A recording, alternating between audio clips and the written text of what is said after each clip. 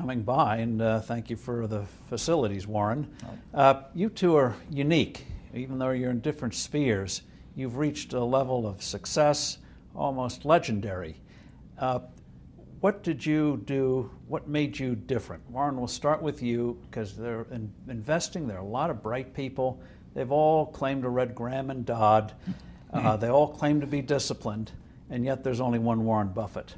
Well, I was lucky that I got started early. I mean, it always helps if you get started early. And my dad happened to be in the investment business, so I would go down to his office on Saturdays. And so at age probably 7 or something, I started reading these books that were around the place. And so I had a 15-year jump on many people in a sense, and that helped a lot. And I was always fascinated by it. I mean, I knew what I wanted to do early, and I think that's a huge advantage too. And then you don't need a lot of brains in this business. I mean, I've always said if you got an IQ of 160, give away 30 points to somebody else, because you don't need it in investments. What you do need is emotional stability. You have to be able to think independently, and you have to be when you come to a conclusion, you have to really not care what other people say, and just follow the facts and follow your reasoning. And that's tough for a lot of people. That part I think I was just lucky with. I was born that way.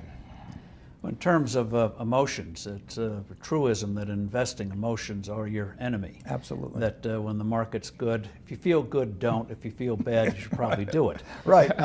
But how did you? What was that extra thing where so many will acknowledge that, and yet we saw in the current crisis they panicked while you went into seemingly potential disasters like GE and Goldman Sachs. Yeah. I can't really tell you the answer. I mean, I didn't learn it in school or anything. It never bothered me if people disagreed with what I thought, as long as I felt I knew the facts. I mean, there's a whole bunch of things I don't know a thing about. I just stay away from those. So I stay within what I call my circle of competence. You know, Tom Watson said it best. He said, I'm no genius, but I'm smart in spots, and I stay around those spots. Well, I try and stay around those spots, and I just don't have a problem if somebody says, you're wrong on something. I go back and look at the facts, and I think that really is much more important, frankly, than having a few points of IQ or having an extra course or two in school or anything of the sort. You need emotional stability. And so in terms of people who are not even in the business, if they, I think we were talking when we had dinner the other day about how in tennis, most of us are never going to get to Wimbledon. But if we just focus, as somebody once said, get the ball over the net. Don't try to be fancy about it. Just get the ball over the net. You'll do fine. Yeah, and that's a little bit like, I've got this rule, the first rule is don't lose, and the second rule is never forget the first rule. So it really isn't so much having a lot of brilliant decisions. It's just not really having some terrible ones. And frankly, I did learn from Ben Graham how to avoid ever having any disasters in investments. It wasn't that you were going to come up with the very smartest thing, but if you never have any significant losses, some singles and doubles will produce a lot of runs before you get through. Who was Ben Graham? He was your primary mentor, model?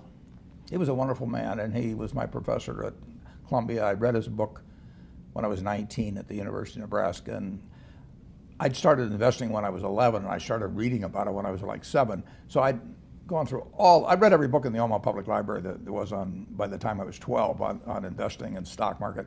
And I had a lot of fun, but I never really I never got grounded in anything. And it was entertaining, but it wasn't going to be profitable. And then I read Graham's book, The Intelligent Investor, when I was at the University of Nebraska. And that just opened the whole thing up to me. Yeah, and I named my oldest son is named Howard after my dad, Graham Buffett, and he was a marvelous man. Never expected anything from me in return. He just did all these things for younger people. You have just a couple of quick examples of the things that he did that you will look back on? It's one thing to read something, but quite another to see it in action. Well, but what he did was he got me thinking, not as a stock as something with a ticker symbol that wiggles around and that you look at charts on or anything. He taught me to think about it as part of a business, and that was vital. And he taught me not to really pay any attention to stock market fluctuations except when they were working in my favor, so that not to get elated because something had gone up or depressed because it went down. So if I knew the facts on something and it went down, I bought more of it. And because I looked at it as a business. And So- then he taught that famous lesson about a margin of safety, that you don't drive a truck that weighs 9,900 pounds across a bridge that says limit 10,000 pounds, because you can't be that sure about it. If you see something like that, you go down a little further down the road and you find one that says limit 20,000 pounds, and that's the one you drive across. So he, in effect, taught you that stocks weren't just numbers. Numbers That's were right. shorthand for flesh and blood businesses. Absolutely. And Yeah. very easy to overlook. I've never forgotten it.